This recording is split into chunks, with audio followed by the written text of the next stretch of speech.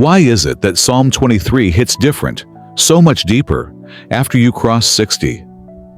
Maybe it's because, for the first time in your life, you actually know what it means to walk through the valley of the shadow of death.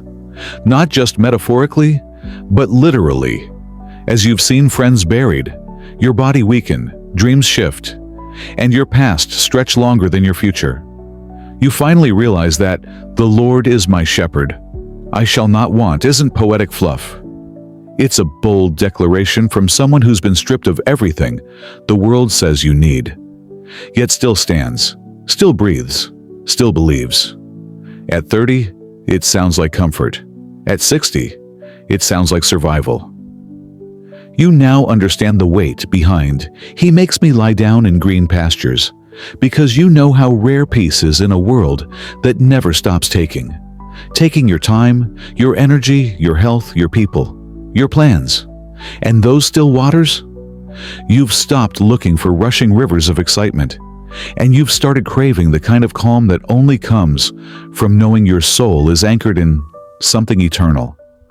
And when David says, "He restores my soul," it's no longer a cute phrase.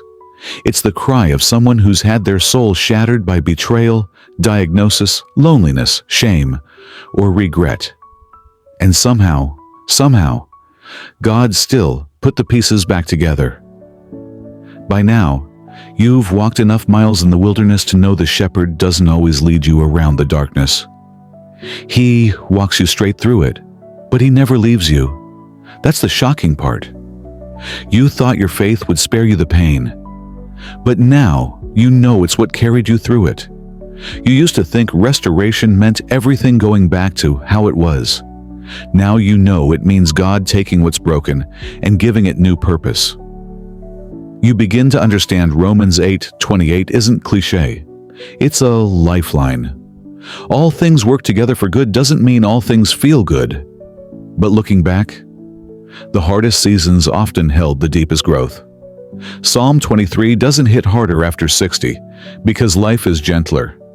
It hits harder because you've been through hell and now understand heaven isn't just a destination, it's presence. "Thou art with me." That line alone changes everything. Because now, you don't just want blessings, you want the blesser. You don't pray for a bigger house, you crave a cleaner heart. You don't want more things, you want more peace. You've seen enough birthdays to know the tables in the presence of your enemies are real. People talked. People hurt you. Some you even trusted with your soul. But God still set the table, still fed you hope, still anointed your head with oil when you felt like a dry, cracked vessel. And that overflowing cup, it doesn't always mean money or ease. Sometimes it means peace at 3 a.m., joy when nothing makes sense, forgiveness for someone who never said sorry. You realize the cup overflows, not because life is full, but because God is. And now you finally grasp that "goodness and mercy shall follow me all the days of my life" is not a sweet thought. It's spiritual tracking. That goodness pursues you. Mercy chases you. Even when you stumbled, doubted, lashed out at heaven, grace wouldn't quit. You've lived long enough to know that God's mercy didn't just meet you at your best moments. It showed up in your worst. That's the hidden miracle. While you were busy counting losses, God was counting seeds. You thought you buried something, but God was planting something deeper. You can't appreciate that kind of mercy in your 20s because you haven't lived long enough to wreck yourself. But at 60 and beyond, you know what it's like to be carried. Not because you're strong, but because you're done trying to be. Psalm 23 isn't soft. It's warfare. It's spiritual grit. It's survival language for the soul that's been through the fire and still believes. It's the whisper of someone who's buried a spouse and still lifts their hands in worship. It's the declaration of someone who's had their body fail, but their faith remain unshaken. It's not weak. It's warrior talk. And when you get to "I will dwell in the house of the Lord forever," it no longer feels like wishful thinking. It feels like home, because now you've outlived your illusions. You've seen the shiny things rot. You've watched the crowds fade. You've discovered that the only safe place is the shepherd's presence. You're no longer impressed by applause. You crave assurance.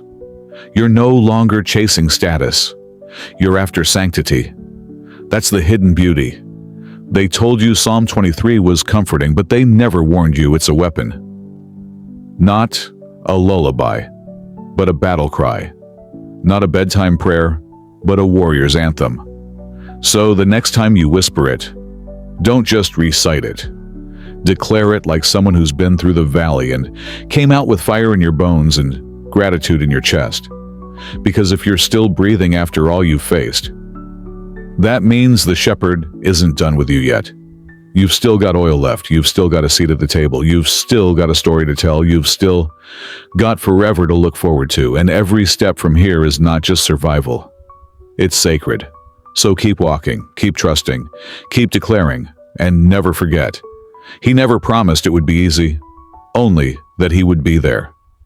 And at this stage in life, that's not just enough. It's everything.